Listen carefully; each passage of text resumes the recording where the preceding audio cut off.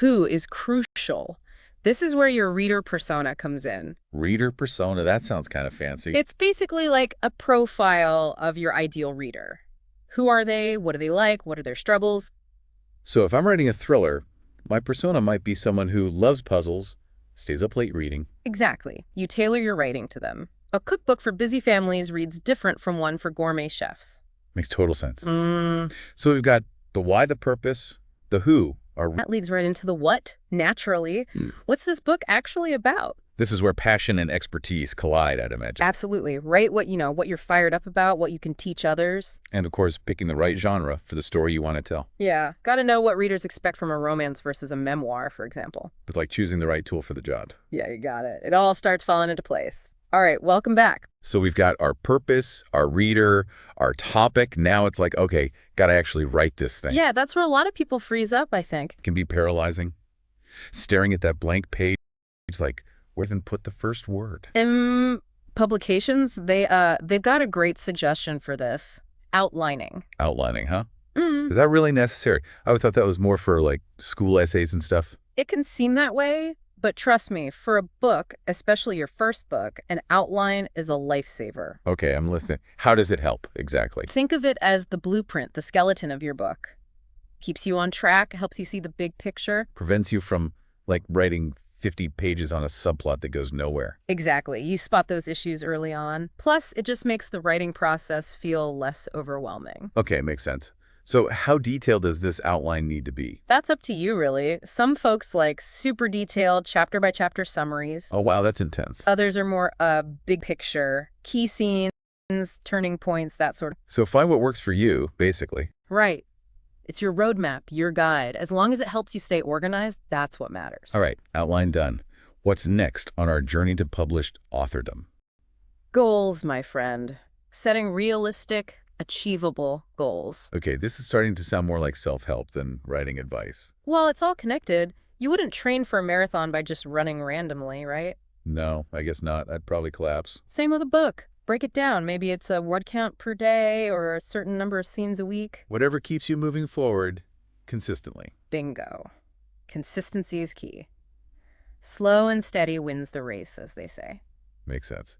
Now, Publications also talks a lot about research. Oh, yes. Research, especially if you're writing nonfiction. So fact-checking, gathering data, good stuff. Exactly. It adds credibility, depth to your work, shows you've done your homework. Can't just make things up, right? Not unless you're writing pure fantasy. Even then, world building takes research in its own way. Good point. So we've got our outline, our goals, we've done our research. Now it's time to actually write. Almost. But before you dive into that first draft, remember one crucial thing.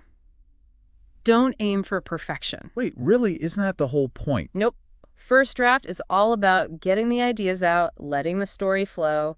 It's going to be messy. That's okay. Oh, that's a relief to hear. Yeah. I always get stuck trying to make every sentence perfect. It's like sketching before you paint. You need that rough draft to work with. So embrace the mess. Got it. Then what? Then, my friend, we revise and edit. That's where the real magic happens. But that sounds kind of scary too. Like dissect own work. It can be tough, but it's also where your book goes from good to great. This is where getting feedback helps, right? Absolutely. Fresh eyes can spot things you miss. Beta readers, critique partners, invaluable resources. So revise based on feedback, then it's editing time. Yep, line by line, polishing the prose, making it sing. This is where a professional editor can be worth their weight in gold. Even if you're not going the traditional publishing route. Absolutely. A good editor can take your work to the next level, whether you self-publish or go with a publishing house. So much to think about. From messy first draft to polished manuscript, it's quite a journey. And we're not done yet. We still got to talk about getting that book out into the world, which is a whole nother beast. Deep breath, let's do it. Oh. Okay, deep breaths taken, we're back. Now it's time to tackle the big one, right? Getting this book actually published. The culmination of all our hard work. It's exciting, but yeah, can be a bit daunting too. There are so many options to traditional publishing, self-publishing, ebooks, audiobooks. Where do we even begin? Let's start with the basics. The two main paths are traditional publishing and self-publishing. Right. Traditional, that's the one where you get an agent, they shop your book around to publishers. Exactly. The big advantage there is, well, their reach. They have the connections, marketing muscle, that sort of thing. And it gives your book a certain, like, legitimacy, I guess. Whoa, definitely. Having a big name publisher on your cover carries weight. But you give up some control, right? They have a say in the cover, the editing, maybe even the story itself. True. And it's a long process. Could be months, even years before your shelves. So what about self-publishing? Is that more for, like, niche books or something? Not at all. It's become hugely popular. The biggest advantage is, well, you're in charge. Complete creative control. So you decide the cover, the price, the marketing, everything. Everything. Plus, you get a bigger chunk of the royalties, and you can publish way faster. That sounds appealing, but also, like, a lot of work. Editing, formatting, figuring out marketing. It is more work up front, yeah. But there are resources to help. Freelance editors, cover designers, all that. So it's like building your own publishing team, but you're the CEO. Exactly. It comes down to your priorities. Do you want that big publisher support, or do you value control and speed? No right or wrong answer, just what's right for you. Exactly. Now, regardless of which path you choose, one thing remains crucial: marketing. Oh boy, marketing. That sounds scary. It doesn't have to be. Think of it as connecting with readers, sharing your passion. But how do you even do that? Especially if you're a first-time author. No one knows who you are. That's where understanding your audience comes in. Remember those reader personas we talked about? Right, right. So if my book is about, I don't know, training for a marathon. Then you wouldn't advertise it in a knitting magazine, right? You go where runners are. Online forums, social media groups. Makes sense. So target your marketing, but what does that actually look like? Building an author website is a must. It's your online home base. And I've heard email lists are important too, like getting people to sign up for updates. Huge. Email lets you connect directly with readers, share sneak peeks, announce events. It's like building a community around your book. Exactly. And social media, can't forget that. Sharing your process, behind the scenes stuff engages people. So many options. Any advice for, like, not getting overwhelmed by all this? Start small. Focus on building genuine connections. Don't just try to sell. Share your why.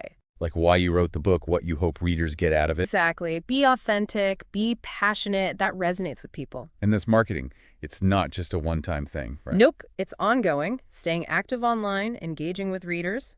That keeps the momentum going. Wow, this has been a whirlwind. So much information, but it feels so much less intimidating now. That's what we were going for. You've got the tools, the knowledge. Now it's about taking action. You've heard it here, folks. Time to turn those book dreams into reality. Go write that book. And don't forget to have fun along the way. Couldn't have said it better myself. Happy writing, everyone. Hey everyone, welcome back. Ready to dive into some writing wisdom? Always ready for that. So we're tackling 12 rules of writing every author must know today. Ooh, sounds intense. It is, but in a good way. It's written by the chief editor over at Publications. You know, they've seen it all when it comes to manuscripts. So, like, straight from the source. Exactly.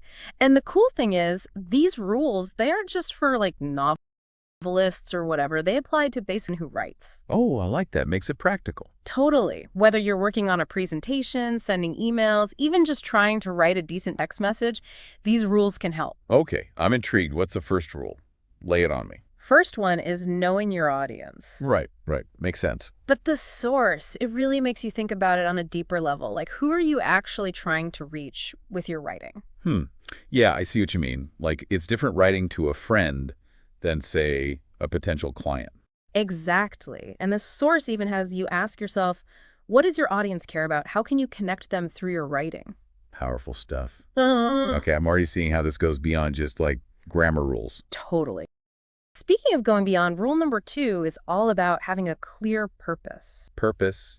Yeah. Like, what am I trying to do with this writing? You got it. The source uses this analogy of a road trip. You got to know where you're going before you start driving. I like that. So are you trying to inform, entertain, persuade your reader? That purpose becomes your roadmap. Okay, roadmap analogy, I'm with you. Without that, you're just driving around aimlessly. Exactly. And that brings us to rule number 3, outlining. Oh, outlining. I have a love-hate relationship with that one. I get it. It can feel kind of tedious. But the source makes this great point. Outlining isn't just for novels or big projects. Oh, interesting. Tell me more. Think about it. You probably already outline in some way without even realizing it. Wait, really? Like, how? Like, if you're planning a presentation at work, you jot down your main points, right? Not true. Or even, like, dream vacation you're saving up for. I bet you have a list of places you want to see. Guilty as charged. Right. Okay, so it's all about organizing your thoughts, making sure you don't miss anything important. Exactly. It helps you stay on track. Yeah, okay, sold. Outlining, it's more useful than I thought. Right. And now, for something a little more personal, rule number 4 is all about writing with authenticity. Authenticity, now we're talking. I know, right? The source really emphasizes bringing your genuine self to your writing. Well, think about it. The people we enjoy listening to, the writers we connect with, they're usually being real, not putting on some kind of act. That's such a good point. Like, think about those friends who always tell the best stories. They're just being themselves. Totally. And you know what? That genuine voice, it shines through in their writing, too. It's like the difference between a generic greeting card and a handwritten note from a friend. Oh, yeah, that personal touch. It makes all the difference. Speaking of making a difference, rule number 5 is all about showing, not telling. Ooh, the classic writing tip. Yeah, and the source has this fantastic example. Instead of saying, she was angry. Let me guess. They give you something way more vivid. You know it. They say, her fists clenched and her voice cracked as she shouted. Boom. Now we're seeing that anger, not just being told about it. Exactly. It's about painting a picture with words, letting the reader experience the emotion, not just read about it. And this light of fiction either, does it? Not at all. Think about it. Imagine you're trying to convince your boss to implement a new strategy at work. Instead of just, like, listing bullet points. You'd paint a picture of how this strategy would benefit everyone, how it would impact the team positively. Much more compelling. Okay, I'm loving this. What's next? All right, rule number 6, it's a big one. Revise ruthlessly. Ooh, revision. Necessary, but sometimes painful. Tell me about it. The source even quotes Hemingway on this one. He said, "The only kind of writing is rewriting." Okay, coming from Hemingway, that's gotta mean something. For sure. Revision is where good writing becomes great. It's taking that first draft, which, let's be honest, is rarely perfect. Oh, never perfect. Right. And you gotta be willing to shape it, mold it, make it shine. And it's more than just fixing typos and grammar, though those are important too. Of course. But you gotta look at the big picture, the flow, the structure. Do your arguments make sense? Yeah, it's being your own toughest critic. Sometimes you gotta be willing to kill your darlings, cut whole sections, rearrange paragraphs, maybe even start over. Starting over sounds brutal, but sometimes it's got to be done. Totally agree. Okay, what's rule number 7? This one might not sound as exciting as, like, crafting a plot twist, but it's crucial. Mind your grammar and style. Right, the nuts and bolts of good writing. Exactly. The source actually recommends using style guides, like the Chicago Manual of Style. Oh, yeah, I've heard of that one. Kind of dense, though, right? It can be, but this way. A consistent style makes your work look professional and, not confusing to read. I get that. It's like having all your ducks in a row. Makes it easier for the reader to follow your message. Exactly. Now, on to rule number 8. This one's all about getting feedback.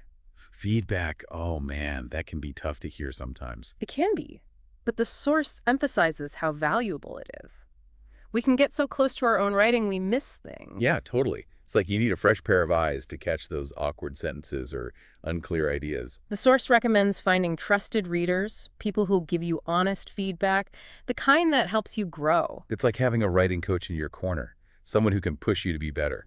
And, this feedback, it goes way beyond just writing. Oh, for sure. Think about any field, music, sports, business, you name it. Getting feedback is how we learn and improve. Truth. Okay, moving on to rule number 9. Establish a writing routine. Ooh, routine. I need more of that in my life. Don't we all? But the source makes this great point about consistency. Even setting aside a little bit of time each day, it can make a huge difference. Like just showing up, even if it's only for 15 minutes. Exactly. It's about building that writing muscle. The source even compares it to brushing your teeth. I like that. We don't think twice about brushing our teeth every day. Why should writing be any different? Right. And find what works for you. Morning person, right then. Night owl, right then. The key is to make it a habit. Habit, got it. Okay, what's rule number 10? Hit me with it. This one is embrace the power of Editing. That's where the real magic happens, right? For sure. The source talks about how a professional editor can really elevate your work. They bring that fresh perspective, catch those little errors we might miss, and really refine the flow and impact. Yeah, like polishing a diamond. Makes it sparkle. Now, I know not everyone has access to a professional editor, Okay. but the principle still applies. Take that extra step to polish your work. Read it out loud, ask a friend to look it over, even use those online grammar tools. It's about presenting your best work, putting your best foot forward, right? Absolutely. And you know what pairs well with editing? Reading. Rule number 11 is all about reading widely and deeply. Reading. My favorite pastime. Mm. What writer doesn't love to read? Right. And the source really emphasizes reading outside of your comfort zone, too. Ooh, I like that challenge. Branch out, explore different styles, different genres. Exactly. You never know what's going to spark an idea or teach you a new technique. It's like cross-training for your brain. Love that analogy. Mm. Okay, so we've read, we've edited. What's the final rule? All right. The last one is stay resilient. Ooh, resilience. That's a big one, especially in the writing world. It is. The source acknowledges that the writing journey, it's filled with rejections, critiques, and, setbacks. It's tough out there for a writer. Rejection is part of the game, but it doesn't mean you're not good enough. Exactly. And the source really emphasizes learning to separate your ego from your work. Yeah, that's key. It's not always personal.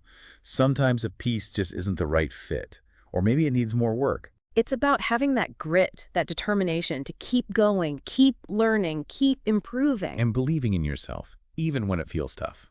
The source actually bonus tip that ties in perfectly with resilience. Write for impact, not perfection. Impact, not perfection. I like that.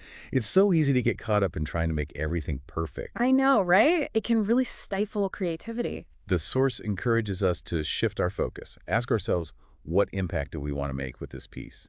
What story are we trying to tell? What message do we want to share? Powerful questions. So instead of getting bogged down in perfectionism, we should be thinking about the heart of our writing, the purpose behind it. Exactly. And sometimes that imperfection, that rawness, that's what really connects with readers. It's like sometimes those rough edges, they make the writing feel more real, more human. Totally. It's like Yeah. we connect with the vulnerability. Absolutely. So for our listener out there, what's a good starting point when it comes to thinking about the impact they want to make? Hmm. Well, maybe they could think about a piece of writing that really resonated with them.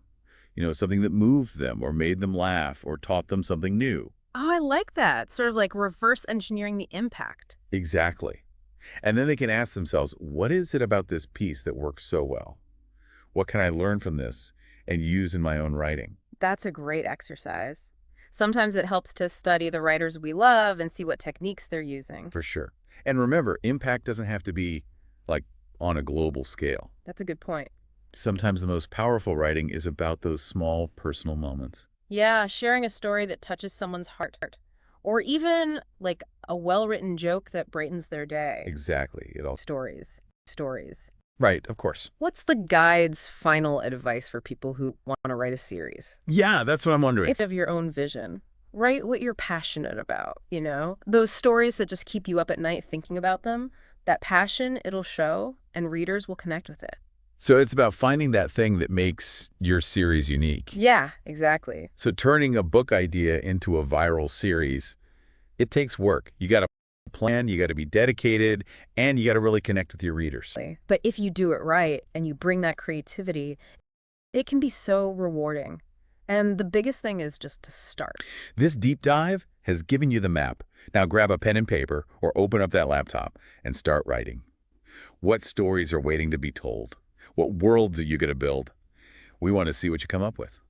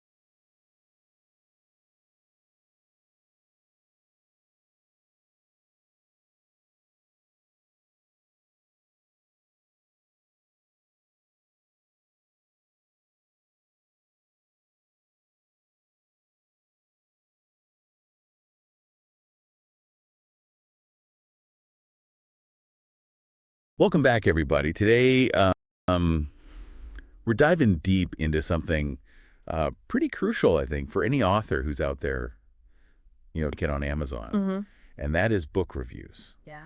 Specifically, we're going to be focusing on that first 100 reviews Right. and how those can really impact a book's success. Absolutely. Our guide for this deep dive is how to get your first 100 book reviews on Amazon. Okay. It's by Mothwalla Media Publications. Interesting. So whether you're, an aspiring author yourself or just curious about how this all works, Yeah. think of this as kind of a peek behind the curtain of Amazon's success algorithms. Yeah, I think what's really fascinating about this topic is how it brings together creativity and marketing Yeah, in the digital age. totally. Like a book, it might be this, beautiful work of art, Right. but when it's on Amazon, it's a product. Yeah. It's competing for attention. Yeah, that's a great point. Yeah. It's like this whole hidden layer of strategy that most readers probably don't even realize is there. Right. So let's start with the basics. Okay. Why are reviews so important on Amazon? Okay. And how do they play into the platform's algorithms? So Amazon's algorithm, it's designed to favor books that have more reviews and better ratings. Okay, Basically, more reviews usually means more visibility gotcha. in search results, and you're more likely to be recommended to new readers. So more reviews, more visibility. Yeah. Which in turn leads to more sales. Exactly. Makes sense from a marketing standpoint, but what about the psychology of it? Right? Why do reviews have such a strong influence on readers? I think it's that social proof thing. Oh, interesting. When you see all these other people raving about a book, Yeah. it makes you trust it more Yeah. and feel like, okay, other people like this, so it must be good. Right. It's kind of like that everyone else is doing it mentality. Yeah, totally. Yeah. It's like when you're looking at restaurants online Exactly. and see one that has a ton of great reviews, Mhm. and then another one that only has 3. Right. You just automatically assume the one with more reviews is better, Exactly. even if you haven't actually tried either of them. Yeah. Have you ever felt influenced by online reviews when you're making a decision? Oh, all the time. Yeah. Especially for books, Right. because you're investing so much time. Yeah. A good review can really convince you that, okay, this book is worth my time. I'm Vince. But yeah. the source really emphasizes this. Okay. The foundation for getting those good reviews. Mm-hmm. It all comes down to the book itself. Oh. It has to be good. So no amount of marketing magic Right. can make up for a bad reading experience. Exactly. If people actually enjoy your book, Uh-huh. they're way more likely to leave a good review Right. and recommend it to others. Simple as that. Yeah. The source also talks about presentation, though. Yes. So having professional formatting and cover design, Right. why is that so important? I think of it like first impressions. Okay. A well-designed cover, Uh-huh. a professionally formatted interior. Yeah. It shows readers that you take your work seriously. Right. But on the other hand, Yeah. a bad cover Mm-hmm. or a book full of typos, Right. it can give people a negative impression Yeah. before they even start reading. It's like judging a restaurant Exactly. by its ambiance. Yeah. If it looks dingy, Mm-hmm. you're probably not going to have a good meal, Right. even if the food is good. Exactly. So, Yeah. okay, let's talk about leveraging your existing networks. Okay. The source says start with friends, family, online writing communities. Yeah. What's your take on that? I think it's a great way to get those first few reviews, especially when you're just starting out. Yeah. Friends and family can give you really valuable feedback. Yeah. And those early reviews can Mm. help boost your visibility. It's like getting that first push Yeah. to get the swing going. Exactly. But there's a right way and a wrong way to go about this, right? Oh, for sure. Okay. You have to be transparent Uh, and encourage honest reviews. You yeah. don't want your friends and family to feel pressured to leave a glowing review Yeah. if they didn't actually like the book. Of course. Right. Authenticity is key. So how do you balance getting support from your network, but also making sure you're getting honest feedback? That's a good What question. about you? What's your experience been? I think clear communication is important. Okay. Just let people know that you value their honest opinions, even if they're not all positive. Right. What do you think? Yeah. Have you ever felt that internal struggle when you're reviewing a friend's work? Oh, totally. You know? Yeah, it's tough. It's hard. What about you listening in? Yeah. What are your thoughts on this? Mm-hmm. Have you been in that situation? Yeah. Tell us how you approached it. Share your experiences in the comments. Yeah. Okay, so we've covered authenticity, Mm-hmm. leveraging your existing network. Right. Now, what about these online writing communities? Oh, yeah. What role do they play in getting those initial reviews? They're super valuable. They Yeah. give you a place to connect with other writers, Uh-huh. share your work, get feedback, Yeah. and exchange reviews. Right. It's all about building those relationships Yeah. and supporting each other. Like a rising tide lifts all boats. Exactly, but you got to approach these communities with a genuine desire to connect Uh-huh. and contribute. Right. Don't just use them to get reviews. Totally. You know what I mean? It's all about fostering genuine connections, Yeah, contributing to the community. exactly. So we've talked about personal networks, Mm-hmm. online communities. Right. What being more proactive Yeah. in actually requesting reviews? Okay. The source really emphasizes having a review strategy. And that's key. Okay. You can't just will appear. Right. You have to be proactive. Okay. One simple but effective way Mm-hmm. is just to include a polite request at the end of your book. Oh, okay. Thank readers for their time Right. and encourage them to leave a review if Yeah. they enjoyed it. Like planting a little seed. Mm-hmm. Like, hey, Yeah. if you liked this, Right. spread the word. And Amazon actually has this built-in feature Oh, cool. where you can send automated review requests Okay. after your book. That's handy. Yeah, it takes out some of the guesswork. Yeah. And don't forget about email lists. Oh, right. If you have one, Mm-hmm. use it. Yeah. Thank readers for their support. Right. Remind them that leaving a review is a great way to help authors. Yeah. So we've got direct requests at the end of the book, automated Amazon requests, Right. and email nudges. Yeah. It's about hitting them from all angles. It's exact. Okay. Yeah. So let's get into something that can be a little bit controversial. Okay. Offering free or discounted books Yeah. in exchange for honest reviews. That common tactic. Okay. And it can be super effective, Hmm. but you have to do it ethically Right. and transparently. Ethical review gathering. Yes. I like that. Yeah. What are some of the strategies there? One popular method is through KDP. Okay. Kindle Direct Publishing. Mm-hmm. Authors can use that to offer their ebooks for free Right. or at a discount Okay. for a limited time. So it's a win-win. Yeah. Readers get a good deal, Mm-hmm. and authors are more likely to get reviews. Exactly. There are also book promotion websites, Oh, yeah. like BookBub. Yeah. I've seen those ads. They have huge reach. Yeah, they do. But keep in mind, some platforms charge a fee. Right. So authors really need to weigh Yeah. the cost benefits. That's all about making smart decisions Mm. based on your budget and Right. your goals. Exactly. Now, the source also talks about engaging with readers beyond just asking for reviews, Yes. like fostering these genuine connections. Yeah. I'm curious, how do you do that? Well, it starts with responding to reviews, Okay. especially the positive ones, Uh-huh. thanking readers for their time. Right. It shows that you value their engagement. Yeah. And it might even encourage other people to leave reviews. Makes sense. And then social media. Oh, yeah. It's a big one. Okay. Encourage your followers to share their thoughts, Mm-hmm. create polls and discussions, Yeah. offer behind-the-scenes peeks into your writing process. So it's about building a community Exactly. around your work Mm-hmm. and not just treating readers like passive consumers. Right. It's like you're inviting them into your world. Exactly. And that's what builds those connections and Yeah. loyalty. I love that. Yeah. Okay, so Oh. we're going to take a quick pause here. We'll be back with even more strategies in part 2. Sounds good. Welcome back to our deep dive into Amazon book reviews. So we've covered a lot of ground. We have. We talked about the importance of reviews, making sure those early reviews are authentic. Right. Now I want to get into some more advanced strategies Okay. for boosting those review numbers. Right. The source mentions something called giveaway strategies. Yeah.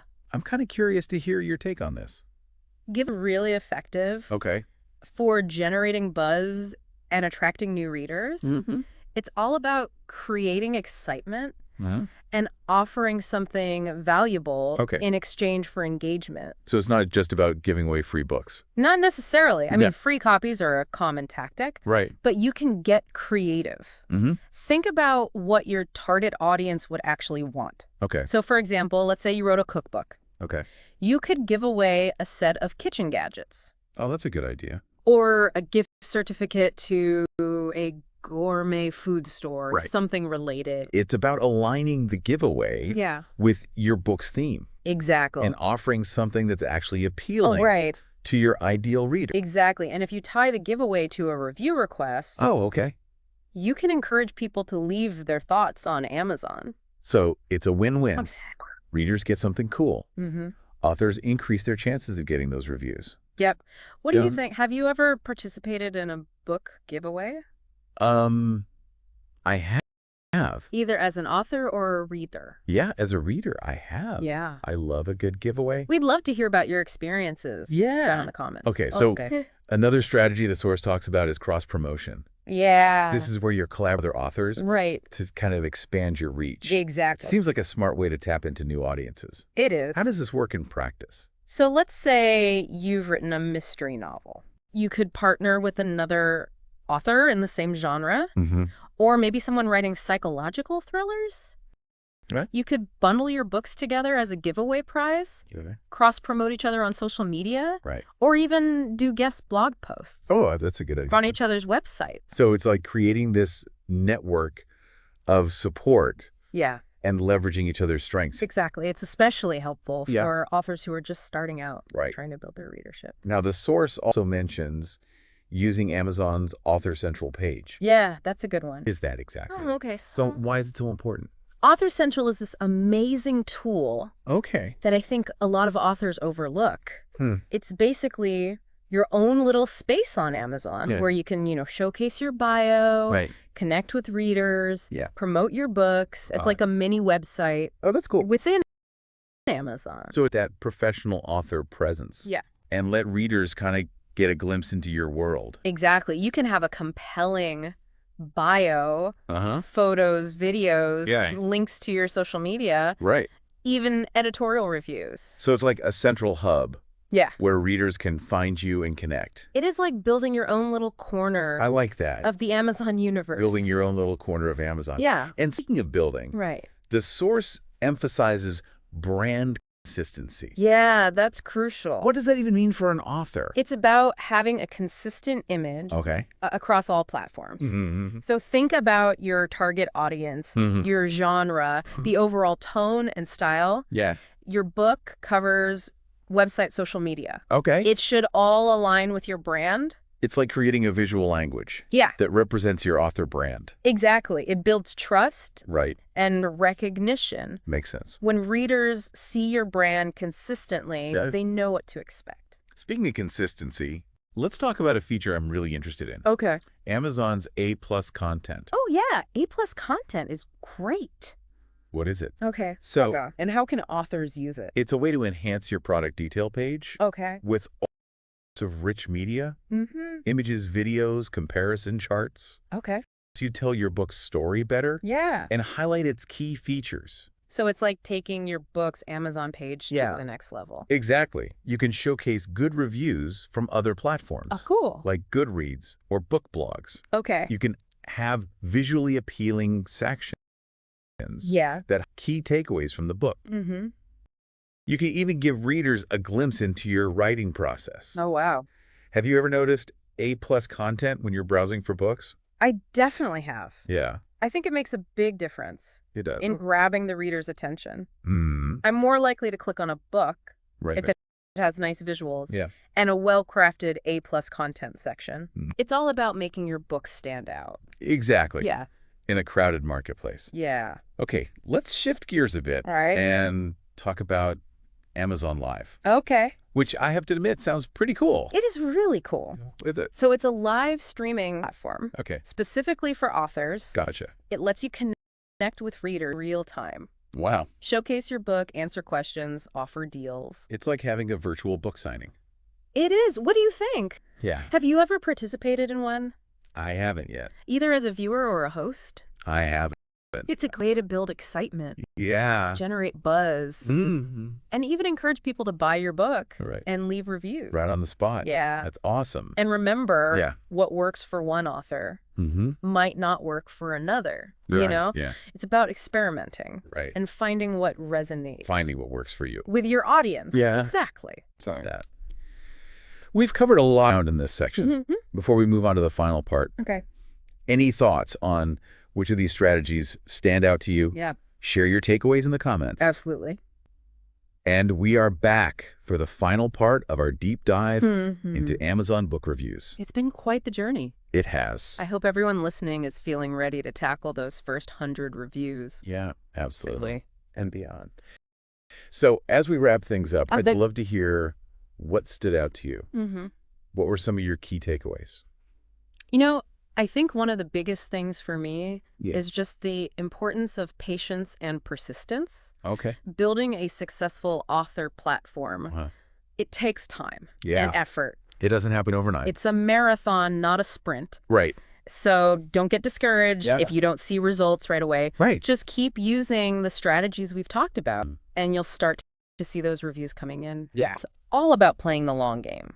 Exactly. Consistency is key. Yeah. Whether it's engaging with readers or putting out great work, you got to keep at it. Another thing that really resonated with me was the importance of authenticity. Oh, absolutely. Like, readers can tell when something's fake. Right. You got to be genuine Yeah. in your interactions with readers. Whether you're asking for reviews Right. or responding to feedback or engaging on social It's media. about building those genuine connections. Yeah. Not trying to game the system. Exactly. And finally, don't be afraid to experiment. Find what works for you. Right. The things we've talked about. Yeah. They're just a starting point. Jumping off point. Adapt them to your needs. Right. Try new things.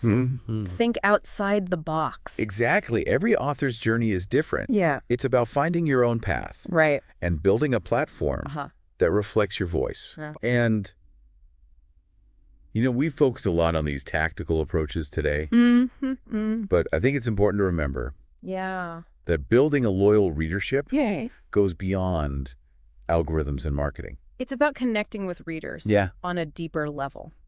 What do you think about that? Mm-hmm. How do you approach building those genuine connections? Yeah. What strategies have worked for you? Mm-hmm. Tell us in the comments. We'd love to hear your thoughts. So, as you're going through this journey Yeah. of self-publishing, Mm-hmm. remember to focus on those meaningful connections Absolutely. with your readers. It's all about the readers. Thanks for joining us for this deep dive Yeah. into Amazon book reviews. We hope you got something out of it. And remember, the journey of an author Mm-hmm. is a constant learning experience. It is. Embrace the challenges, Right. celebrate the wins, Mm-hmm. and never stop creating. Never stop writing. Until next time, Yeah. happy writing. And happy And happy reading, everyone.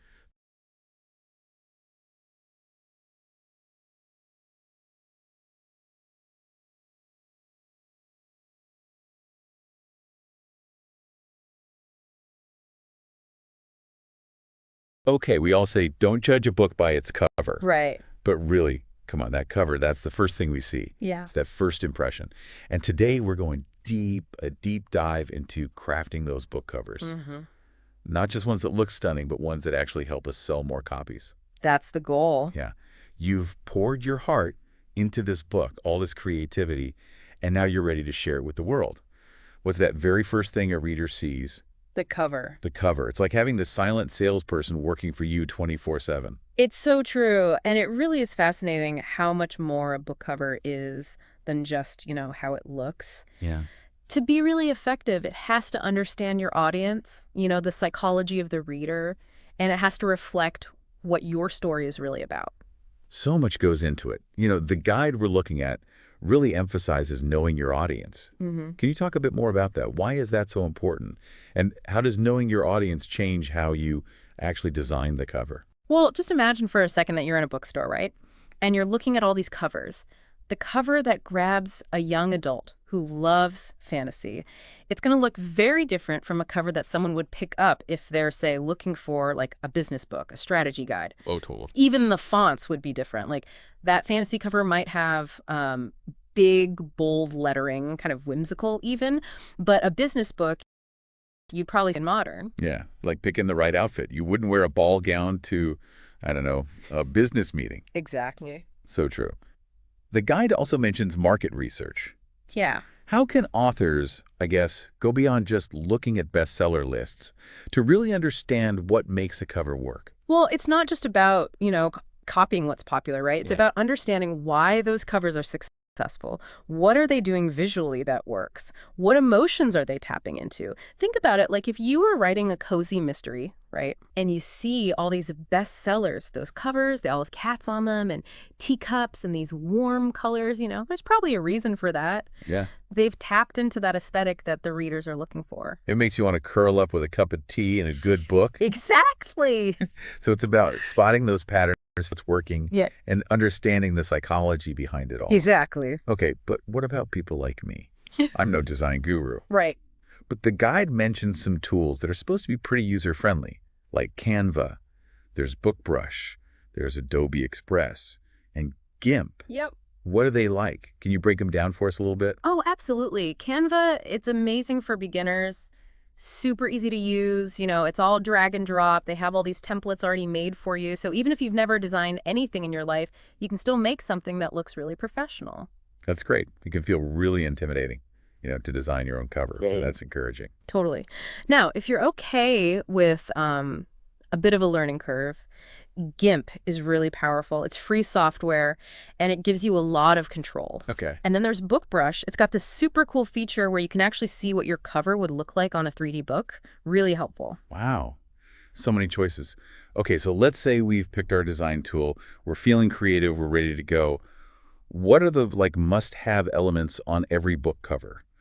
What can't we forget? Well, the guide breaks it down really well. You need the title, of course, the subtitle, the author's name, imagery, the color scheme, and, for print books, don't forget the spine and the back cover. Right. Each part, it's got a job to do, attracting readers and getting that message across. Okay, let's break that down a little bit. Let's start with the title and the subtitle. Right. What should we be thinking about when we're picking our fonts and deciding how to lay everything out? Well, first things first, it has to be legible. Right. People have to be able to read it. Exactly. You want a font that fits your genre, but it also has to be super clear and easy to read. And think about how most people see books online these days. Those little thumbnails. Yeah. That tiny image is often the first thing people see. Sure.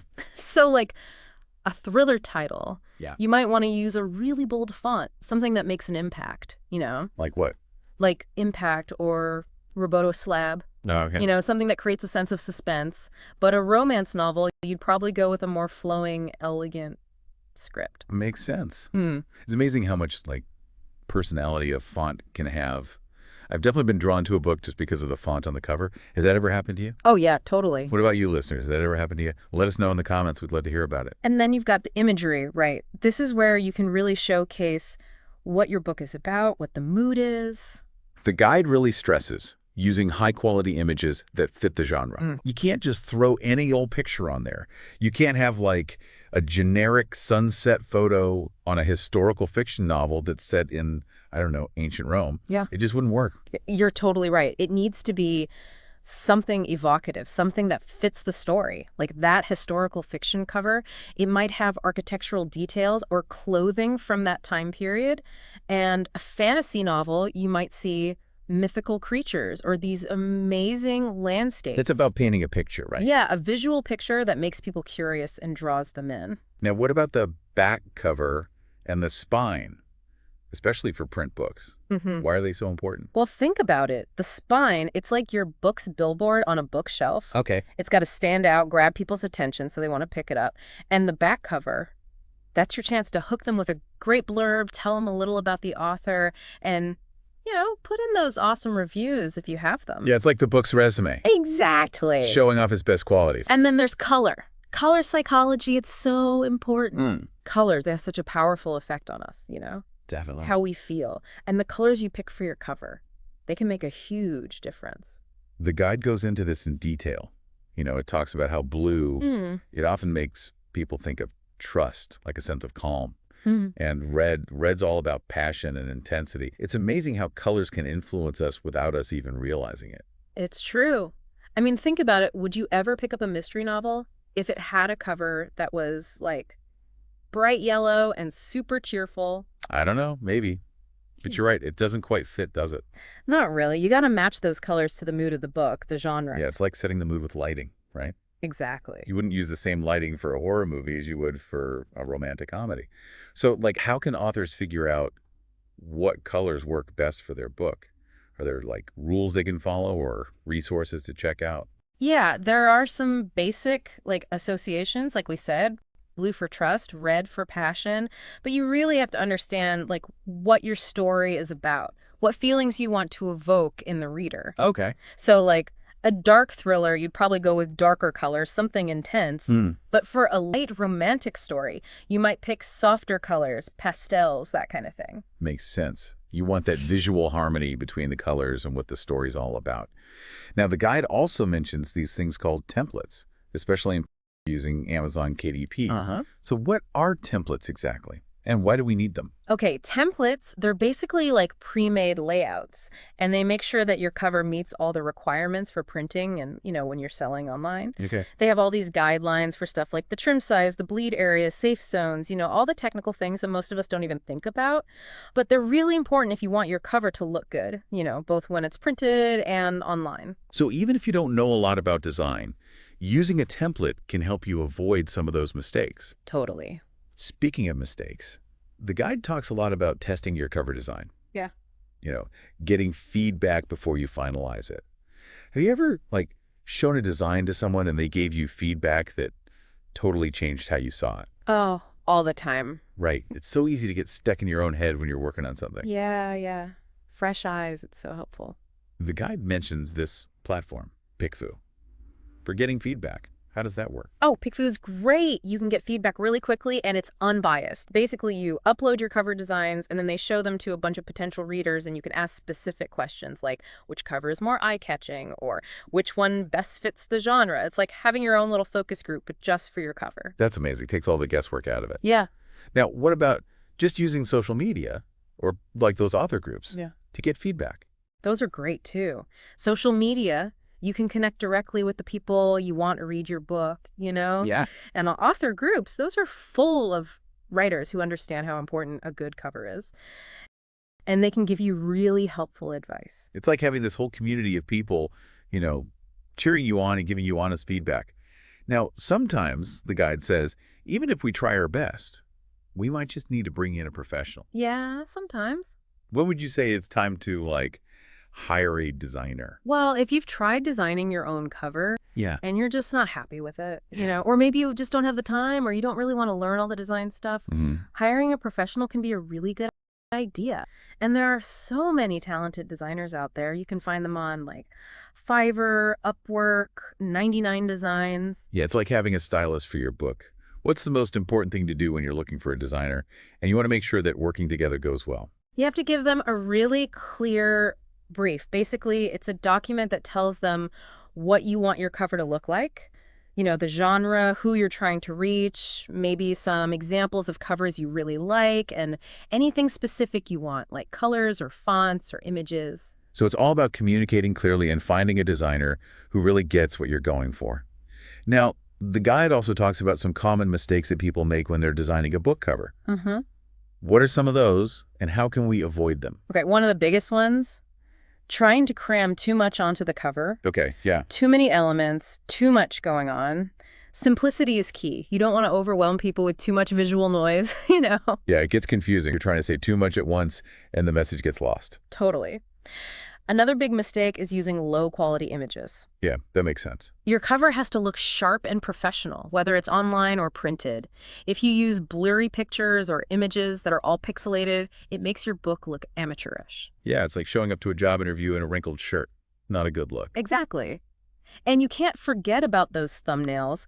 Most people are going to see your book online first as a tiny thumbnail on Amazon or somewhere else. Right. So your cover has to be readable and look good, even when it's really small. Oh, that's so true. You have to make sure people can still read the title and see the author's name. What about staying on brand?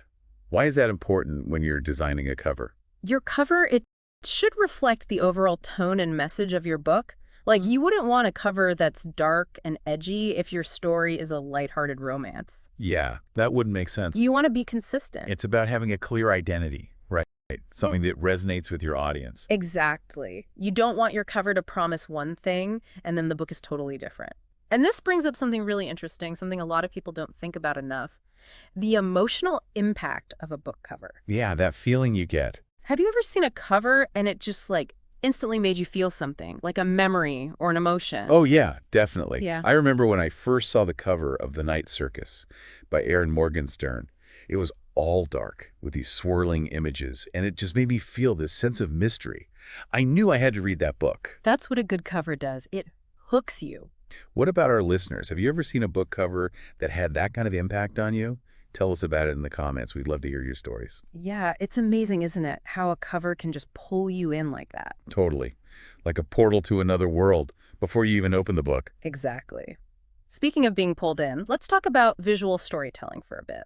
Okay. How can we use the cover, to give a taste of what the story's about? Without giving the whole thing away, right? Right, exactly. It's a tricky balance. Like, think about a movie trailer. They want to get you excited, make you curious, but they don't want to spoil the whole movie.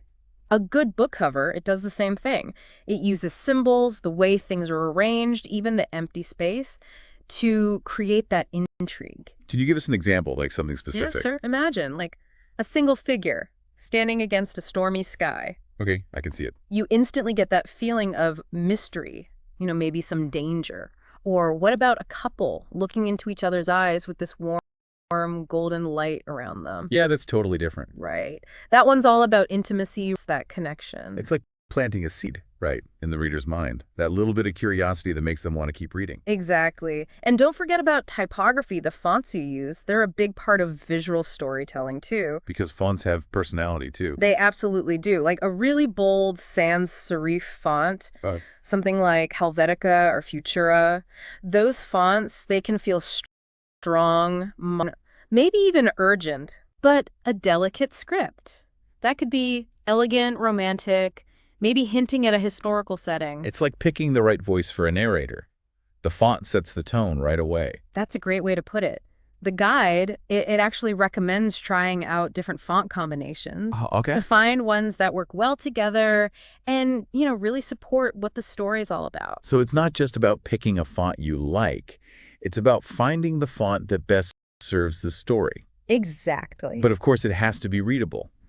Absolutely. I mean, you can have the most beautiful design in the world, but if people can't read the title or see who wrote the book... It defeats the whole purpose. Exactly. The cover's failed. The guide also talks a lot about testing your cover with your audience. Yeah, makes sense. Even if you really love your design, it's so important to get that feedback. Why?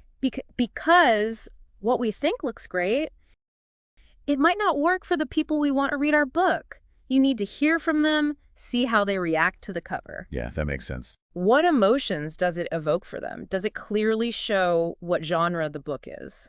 What the theme is? Like doing a test screening for a movie. Exactly. Right. You want to see how the audience responds before you release it to the world. Yeah. So how do you test a book cover? Yeah, how do you do that? Well, we talked about, right? And using social media, those author groups, you can also just share it with friends, family, anyone who fits your target audience. Get those different perspectives. Yeah, and remember, even if you've hired a professional designer, your opinion still matters. Definitely. It's your book, your story. Don't be afraid to speak up. Make sure the final design is something you're happy with. As we're wrapping up this deep dive